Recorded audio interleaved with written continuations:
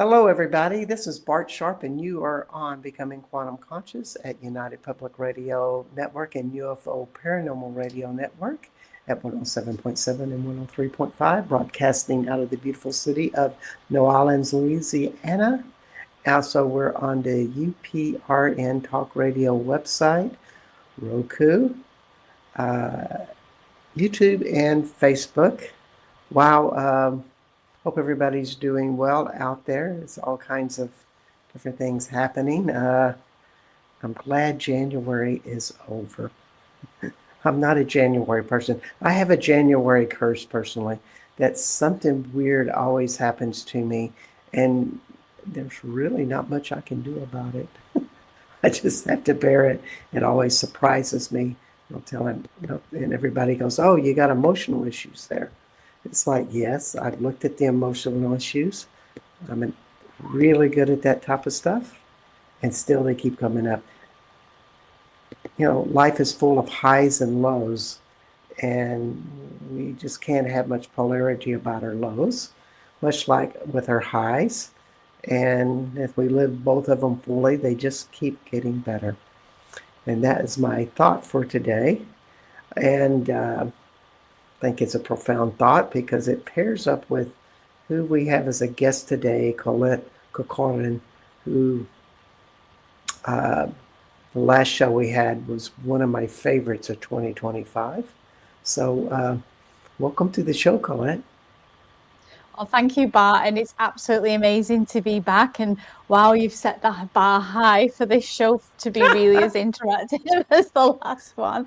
But yeah, I'm with you. January is a difficult month for me too, and working with the Druid wheel, it's meant to be quite difficult actually for the psyche. So I'm there with you in the highs and the lows, and like you say, this will lead us so well into our discussion that I know that you're as equally as enthusiastic about as I am.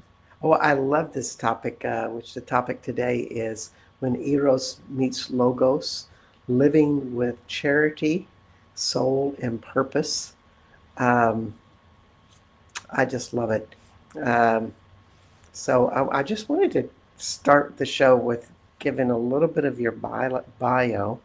Collette Corcoran is the visionary founder of the Sacred Rose Temple Mystery School, a global initiatory path devoted to the embodiment of the feminine mysteries.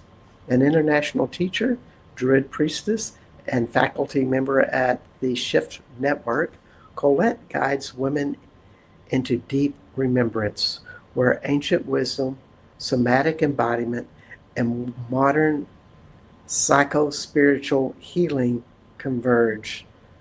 Um, yeah, so much with womb wisdom, sacred sexuality, chakra and energy alchemy, Jungian informed psycho-spirituality, psychological astrology, and Druidism, shamanism.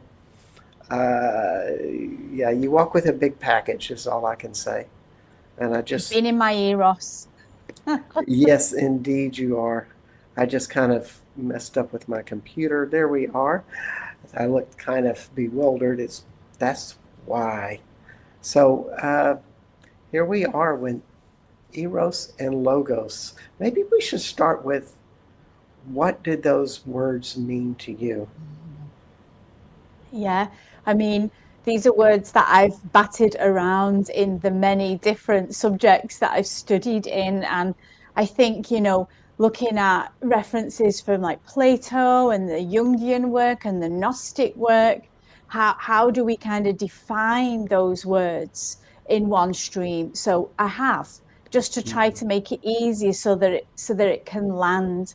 Well, Eros for me is really about soul, desire, and embodiment. If I could sum it up in three words, it would be those three things: soul, desire, and embodiment.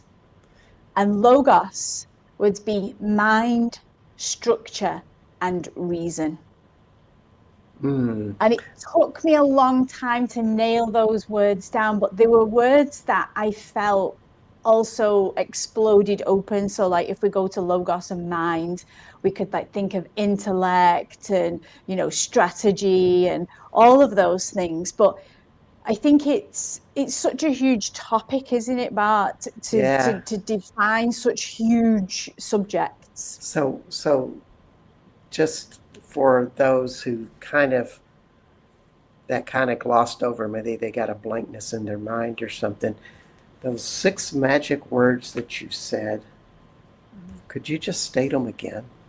Yeah, so Eros would be soul, desire, and embodiment. And Yeah, then Logos would be the mind, structure, and reason. yeah.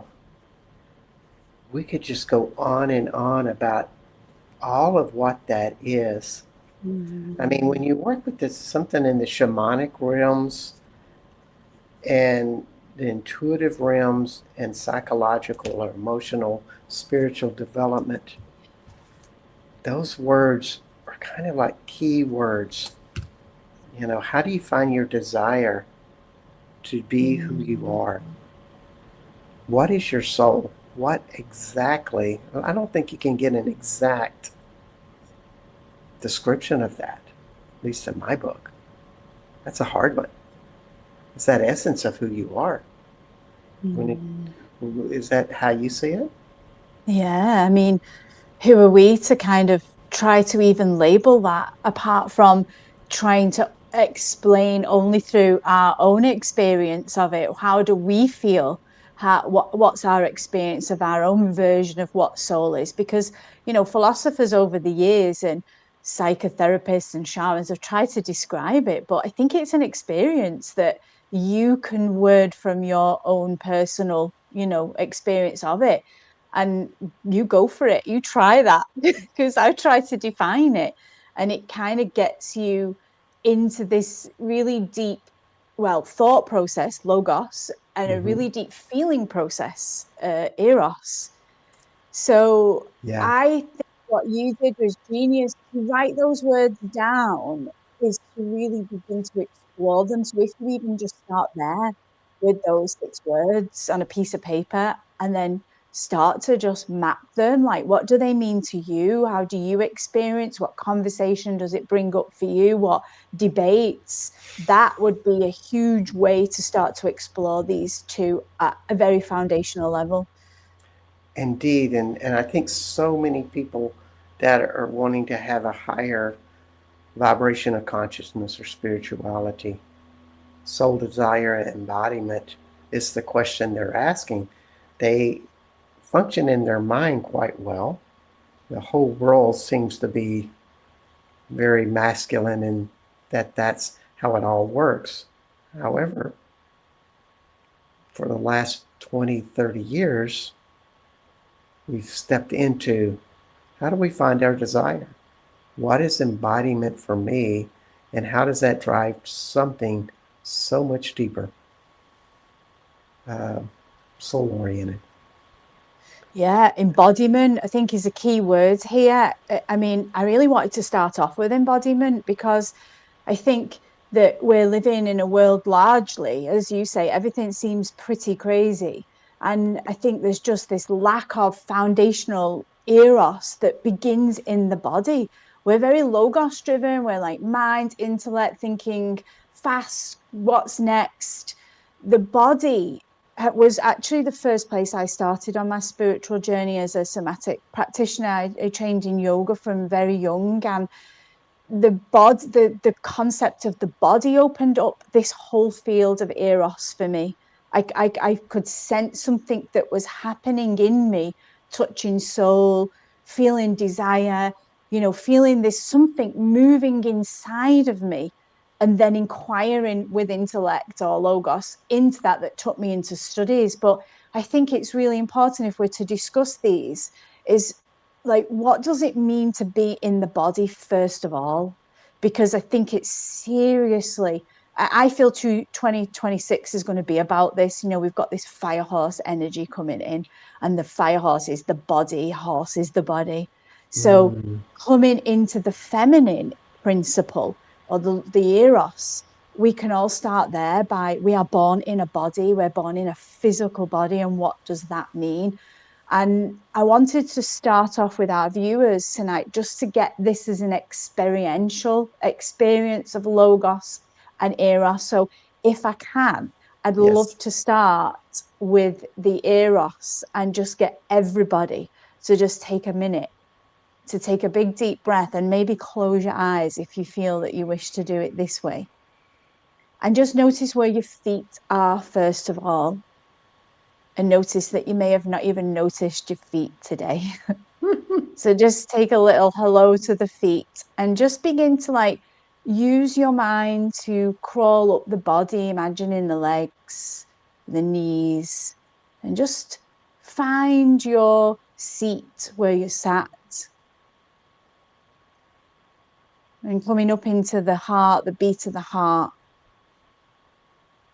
And really important when we come into Eros, I think, is the breath. So just feeling, first of all, what it's like to take a big, deep inhalation and take a big exhalation, a sigh that lets the nervous system settle. And you can do that a couple of times to just really feel that the inhale is bringing in this life force. The exhale is allowing release. And when we exhale and we release, we kind of sit further in our body. So just take a little smooch and sit in your seat a little more and feel the weight of your body and allow it. Eros is not a new concept. Your body knows it. It was born with it. And it's a matter of just taking that breath in now and breathing into the body in search of the Eros. And as you go in, I want to just plant some words. And as I say the words, breathe them in the body and see if you can locate them. You might not, it doesn't matter. Let it go if it doesn't happen. But see if you can get a sense of these words with every breath. So, aliveness,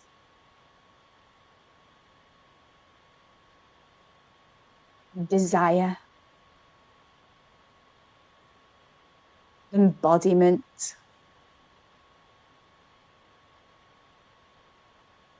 vitality, sensuality,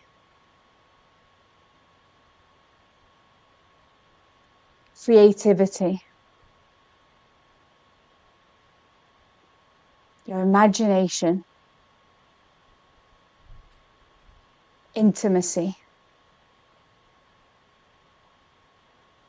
your instinct,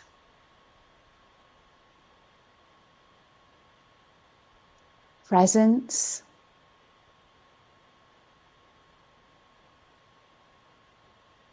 soul, and you can take a deep breath to search for that.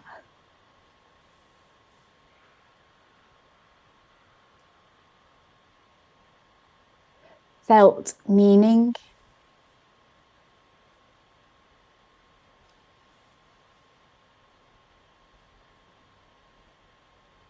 and an animating force.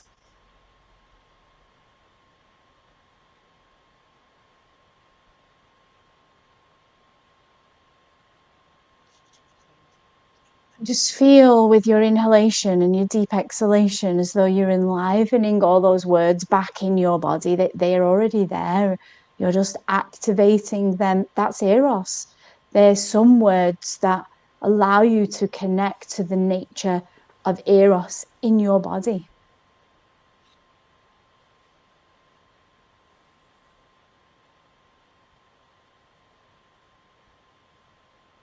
And then if we take a big clearing exhalation, I'm just going to quickly take you into Logos so you can feel the difference between the principles of these two. And just feel yourself clearing and clearing. Let the Eros exhale.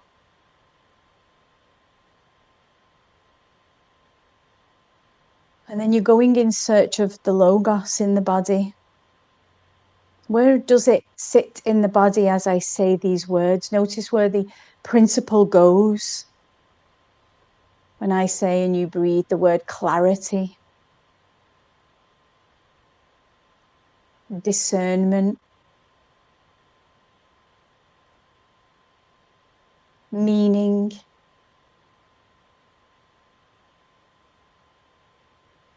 orientation,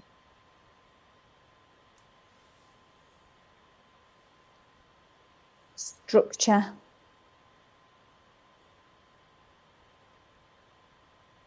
coherence, inner authority.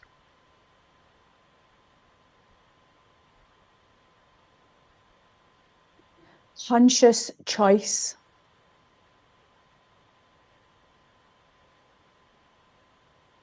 articulation,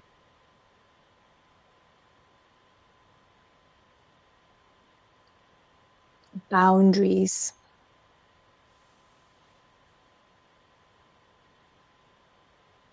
truth,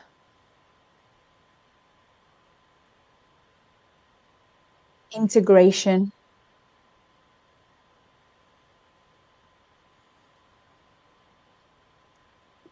responsibility, and finally, purpose.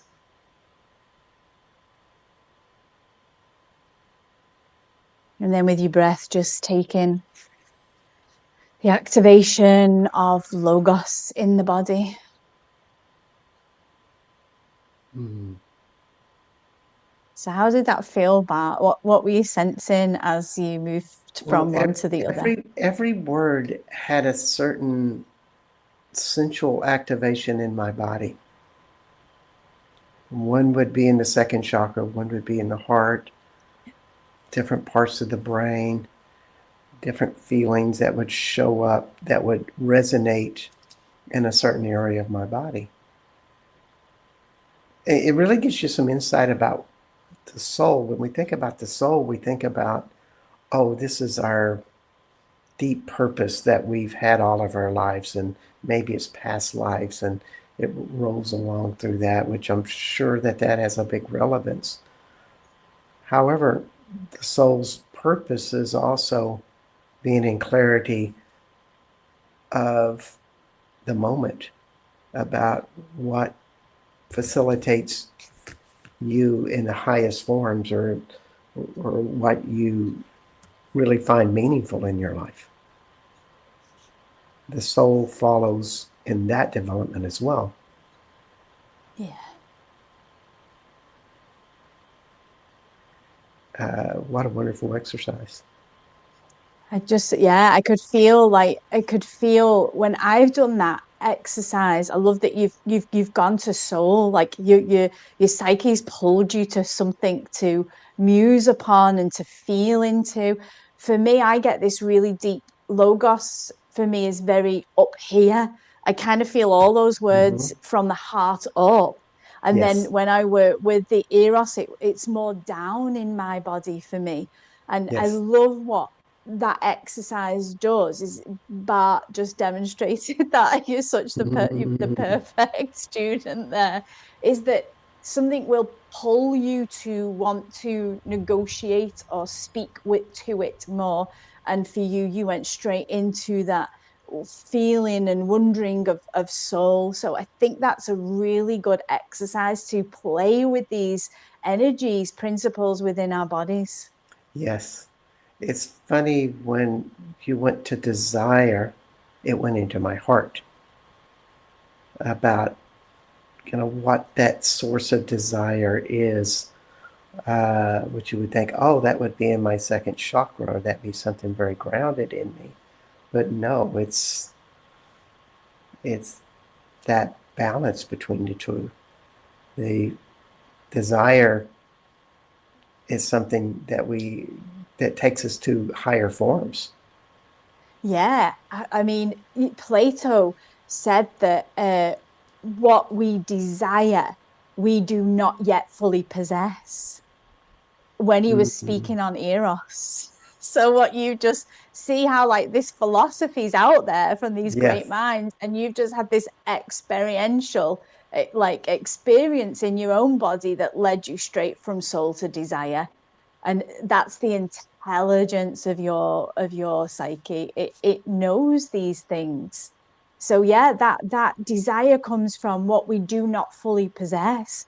So we're desiring spiritual attainment. Me and you, we have this like deep thirst to want to embody the feminine, and that's because our soul is trying to fully kind of possess that in us. It's our learning, our life force leading us to the very lessons that we need and want. Yes. Also, I mean, there is this, you could easily say, well, the feminine is Eros and the masculine is Logos, but that isn't exactly it. They both cross over. The inner child begins in Eros, but if it's balanced, it starts to have Logos. It begins to cultivate the ideas that they gather in the world into something that fits their emotional being. It's that interchange between the two that we grow together with both forms. Yeah.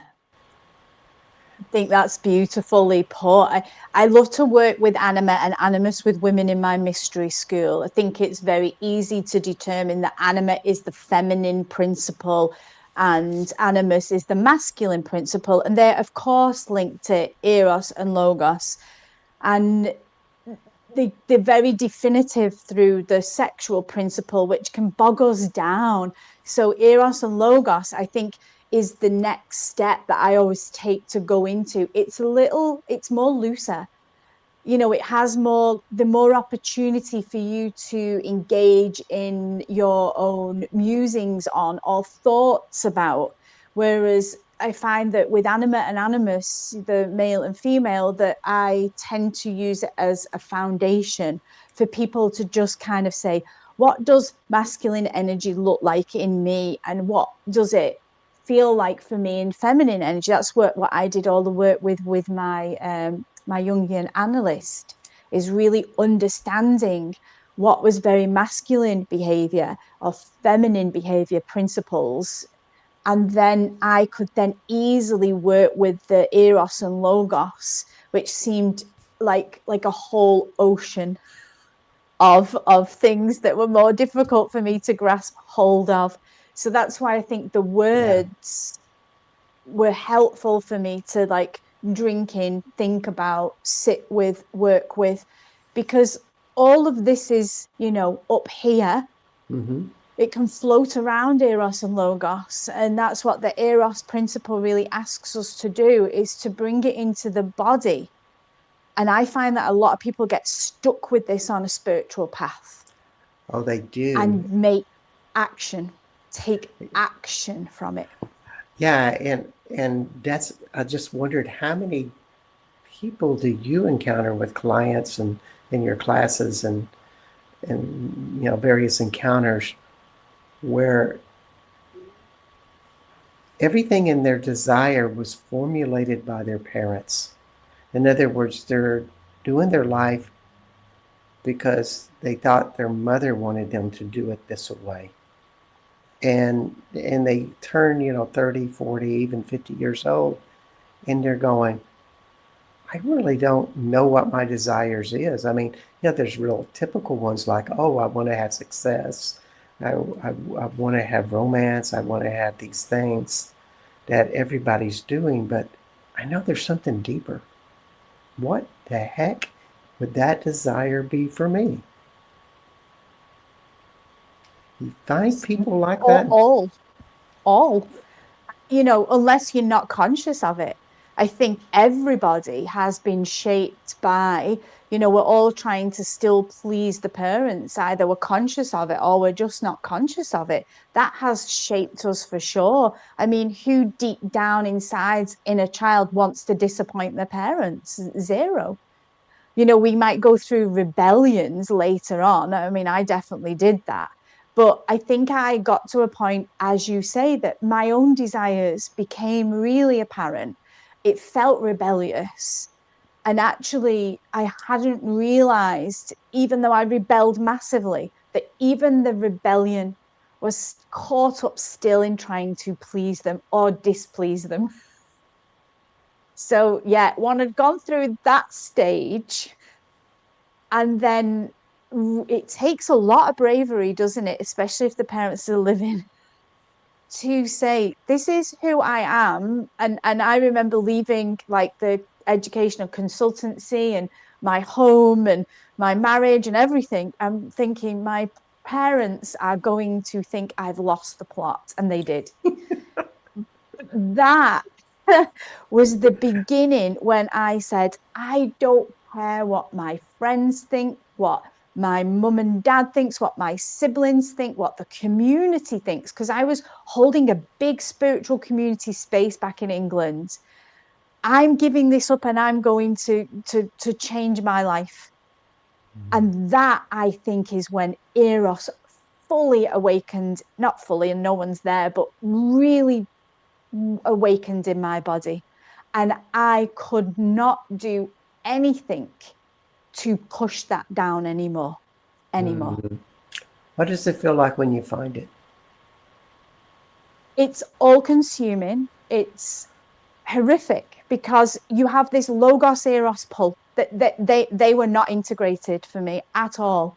So logos would say to me, no, you've got to be in this structure, you've got to be in this framework, this is how you live life. And my eros wanted to burn it all in the pits of Kali and walk out through the flames completely utterly naked and scorched. And Eros won. She won. And Mm. I know that's the strength of the Eros. And she thought that she could sail that, ship without Logos. And that wasn't the case. Eventually, I had to bring Logos in and say, okay, help me structure this. Help me put this in a direction. Don't let this burn me, because Yeah. we can get lost in the Eros. Eros can send us wild. So there is the time that they begin to want to work together, but it's a Yeah. holy fight. It is. And it was so amazing with you. I'm going to hold this thought and just let everybody know that you are listening to Becoming Quantum Conscious at United Public Radio Network and UFO Paranormal Radio Network at 107.7 and 103.5 out of New Orleans, Louisiana.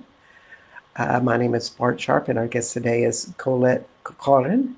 You can find her at www.templedelarose.com. That's part English, part French. Temple de la Rose. I love it. And what amazes me about you, Collette, is you're paying the bills with this. This is your livelihood to take this, and you've taken the bull by the horns, as we say in Texas. I don't think that's an English expression, is it? But it demands more of you. It demands that you get it as clean as possible, because you're teaching it. You are on that place. So when we talk about getting deep into that Eros,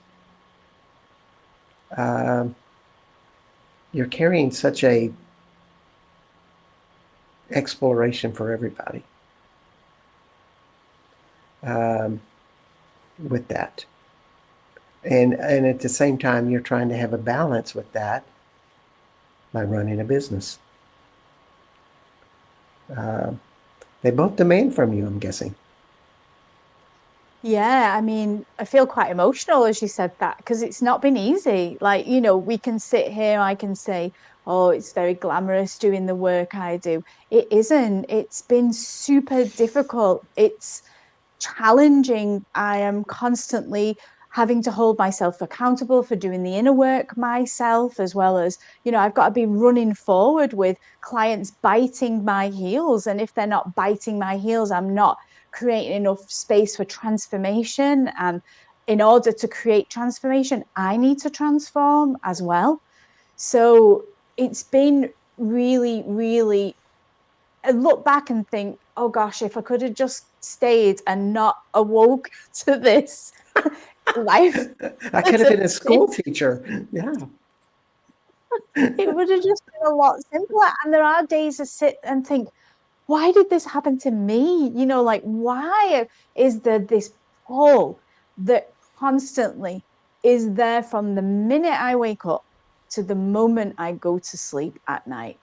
When it fully erupts, and this is what I love doing with women whose Eros has gone dormant, is I love to help them awaken it. Yeah. Because once that awakens fully, you don't have a choice anymore. There's no more saying, I don't want this, I don't want.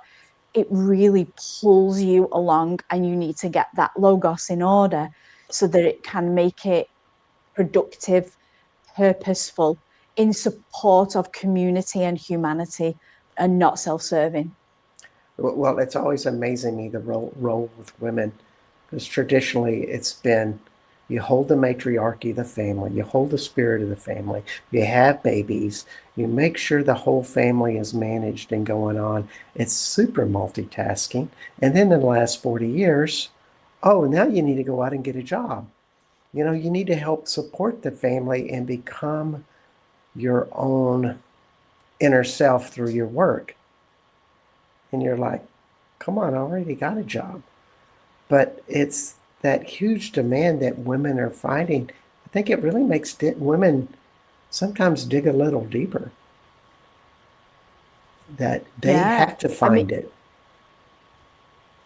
yeah, I think this has been the imbalance of the logos that affected us as women, because we drank that in, that was happening within our own psyche. Me, I will hold my hand up, wanting to lead in my field and run a business and open a yoga studio, and I was running at pace of a unregulated logos animus driven woman.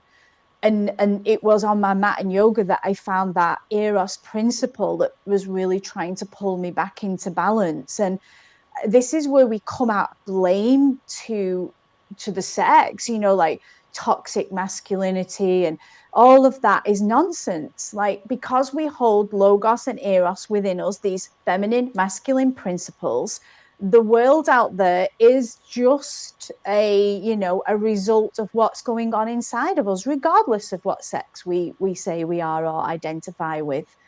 And I think that's what we really need to own, is that we as women as well, unless we've done a radical amount of work, we hold a lot of logos energy. That's why out there, logos is running the field without the deeper embodiment of eros. And it's not down to a man or a woman to change that. It's down to all of us.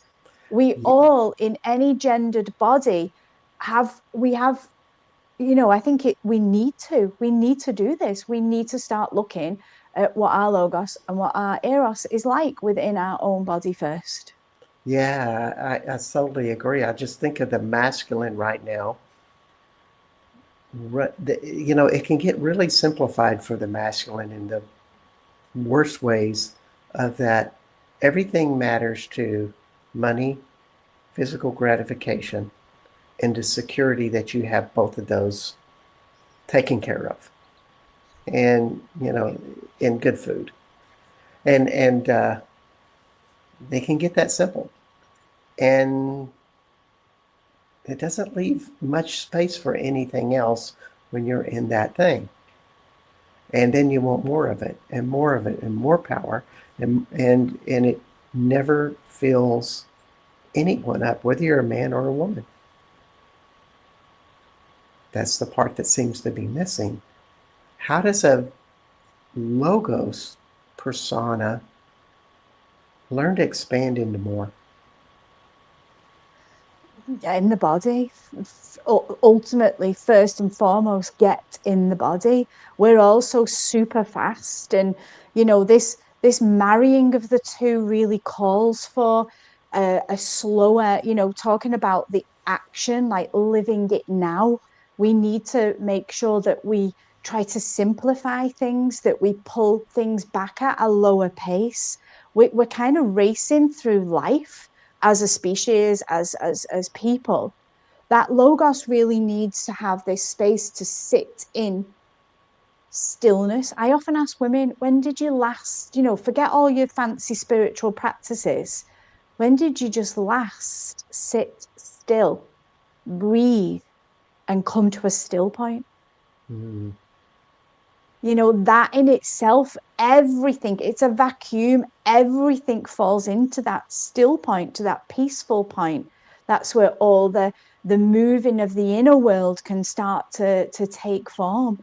So logos is so busy doing and acting in the world that unless we create these, that's why we find a lot of men in, meditation or yoga, they find their eros because they actually just stop.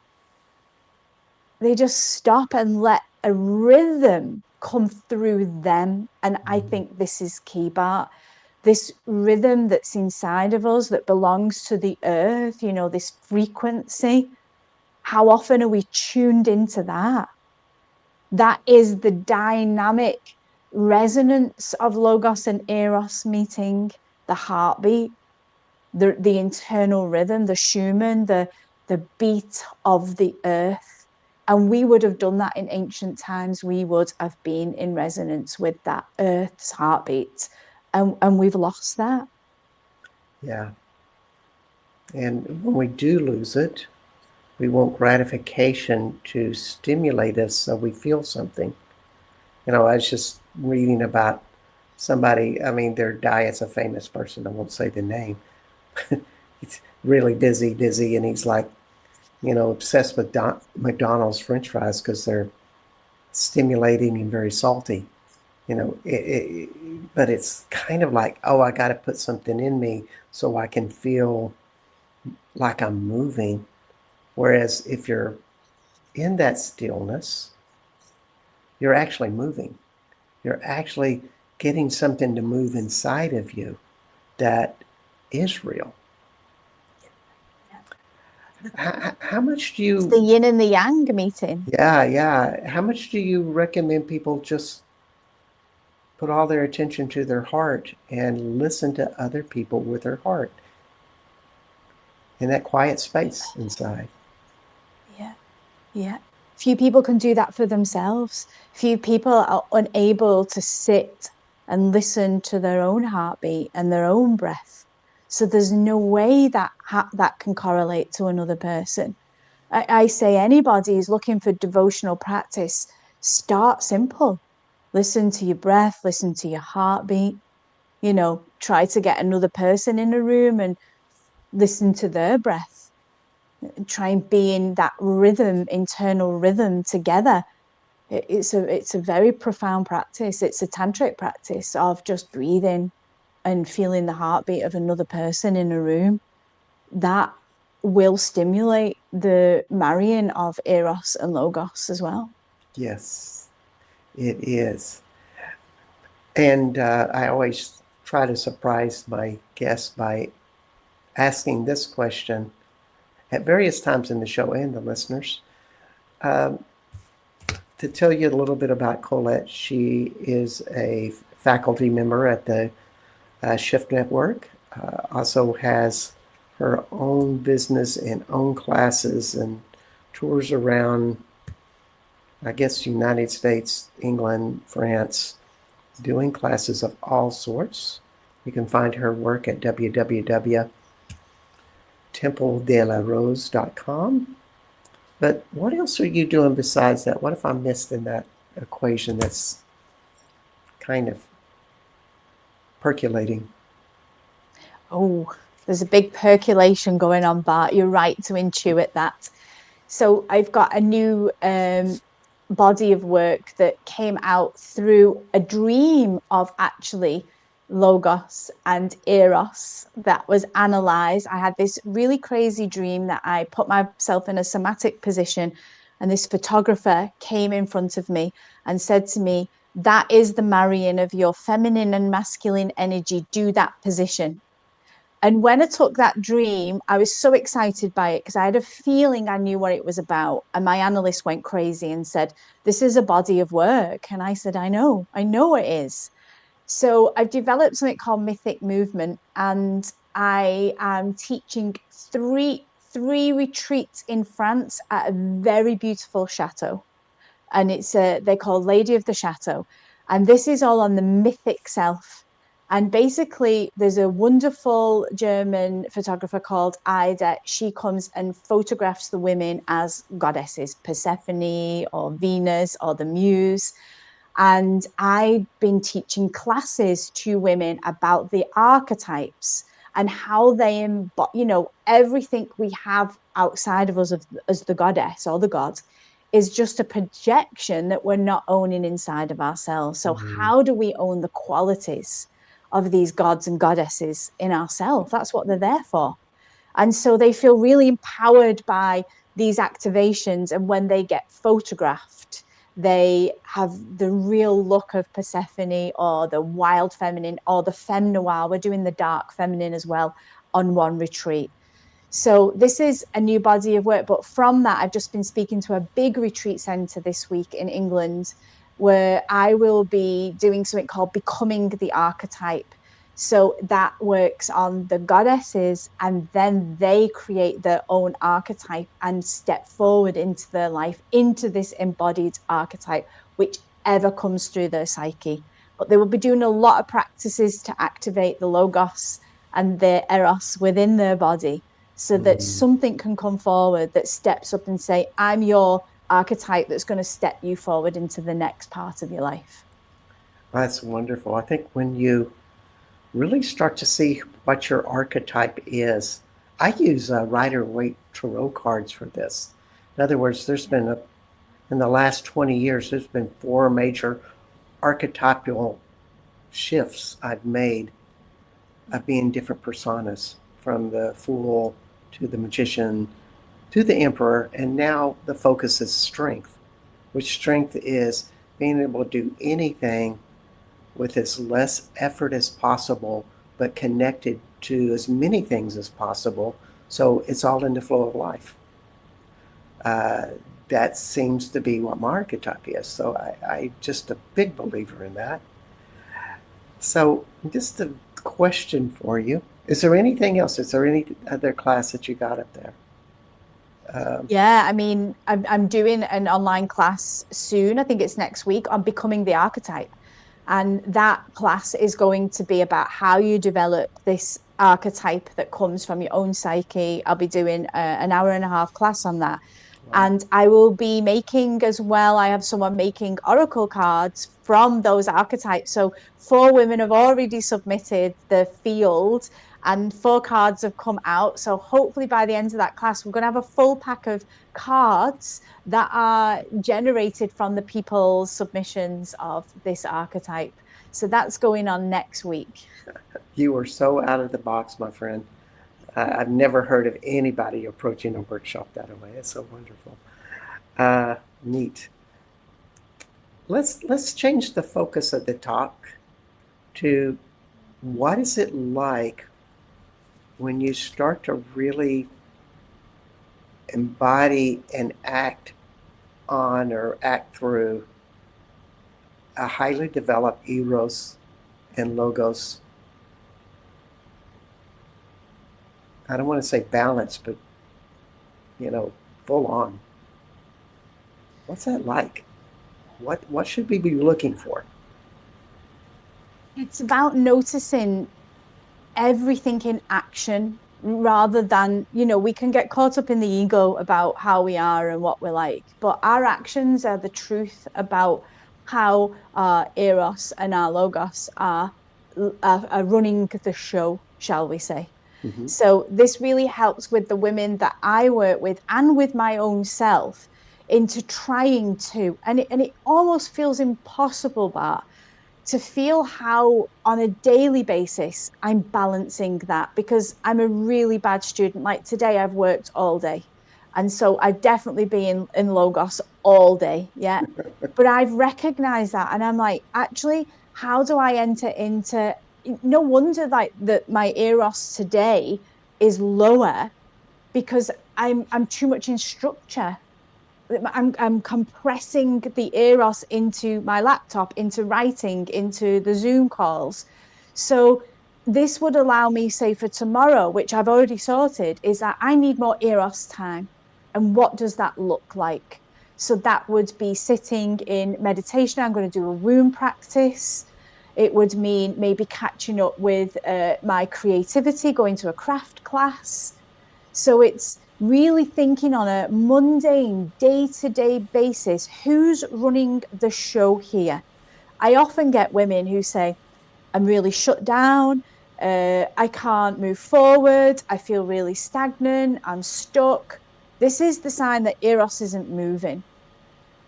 And so these are the questions I would ask, like, what does your day look like? Is it over structured? Is it under structured?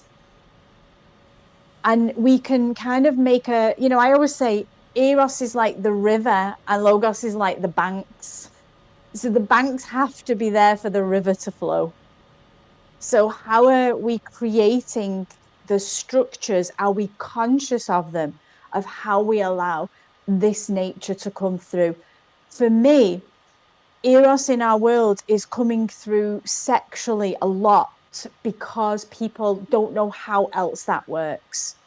Yeah. That fire, that Eros in us is connected to even the moments where I take 10 minutes off my desk and I go out and I look at the sunset and my body fills with the senses of, of the sunrise and the rays and noticing the golden textures and the pinks. This is Eros to notice this. Yeah.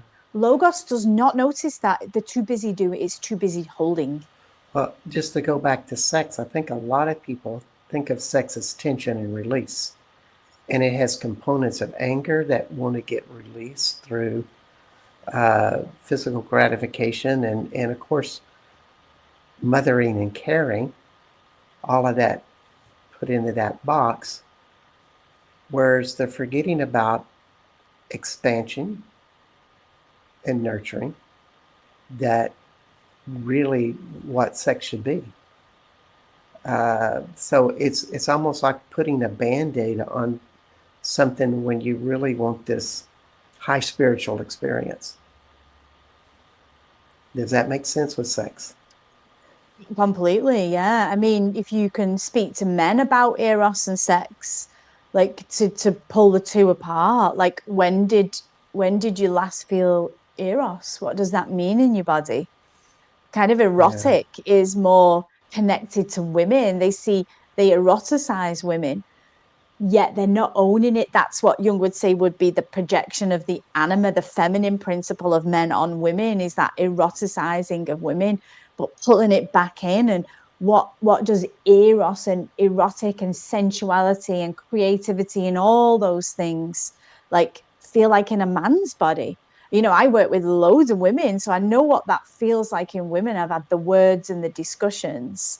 yeah, So it's that I hear a lot of the talks in psychology and spirituality about like young men like being lost in pornography and being lost in this world of like just being sexually satisfied rather, but it's because of Eros is missing.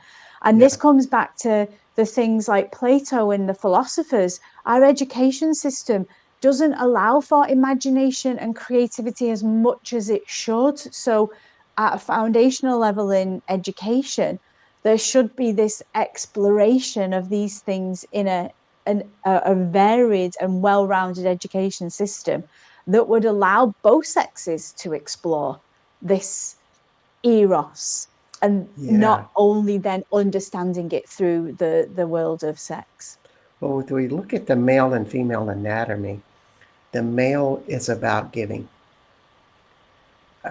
We give.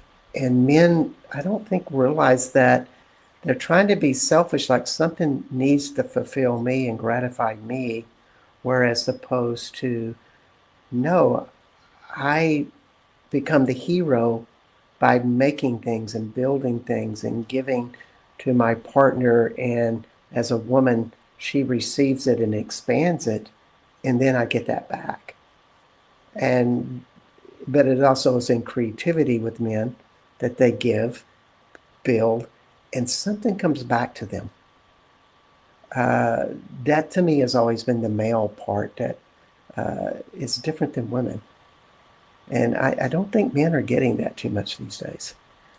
I was going to say, I think you're quite unique in that aspect, that there seems to be a role reversal in that we are meant to overgive as women. I fall into that category. It's one of my deep wounds that is directed with my animus, and feeling that place of more being in Eros as receiving.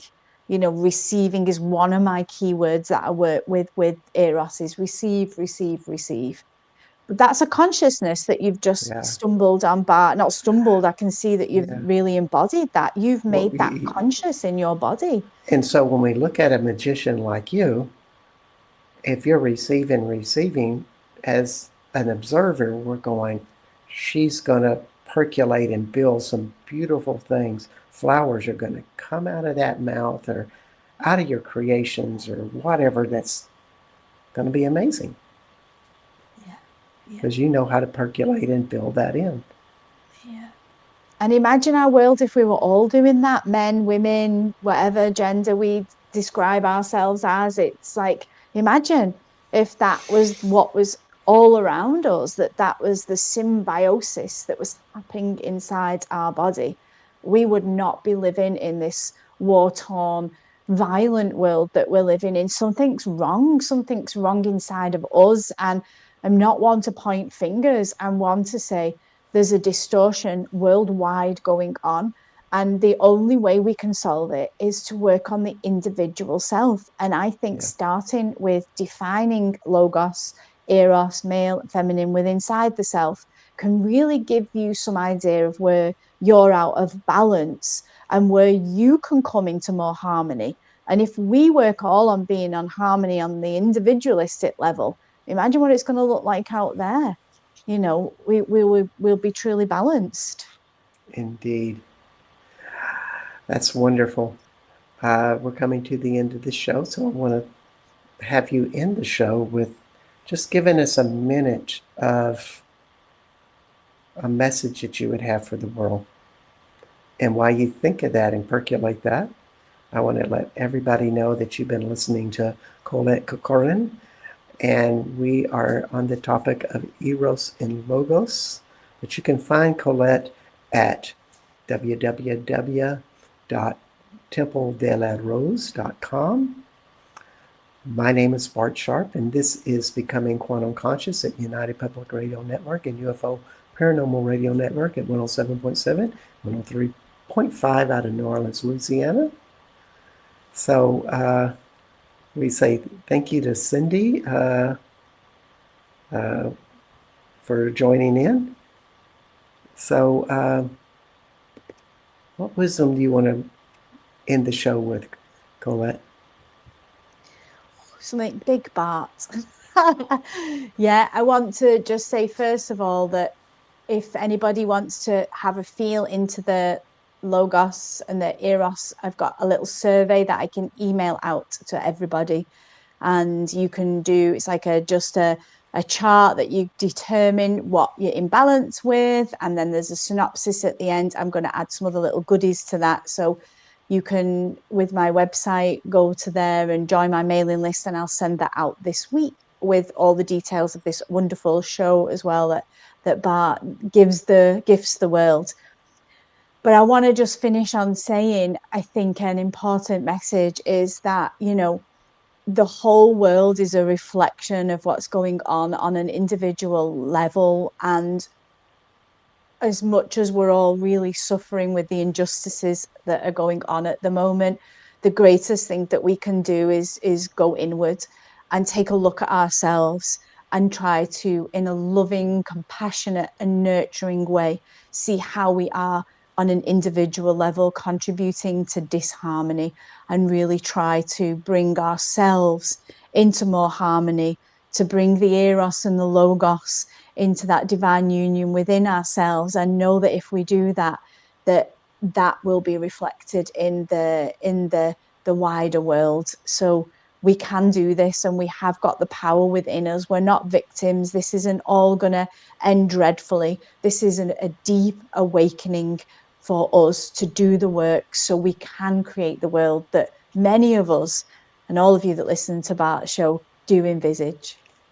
Yes. Well, thank you so much, Collette. It's great having you on the show. And we'll see everybody next week on Becoming Quantum Conscious. Until then, bye-bye. Bye for now.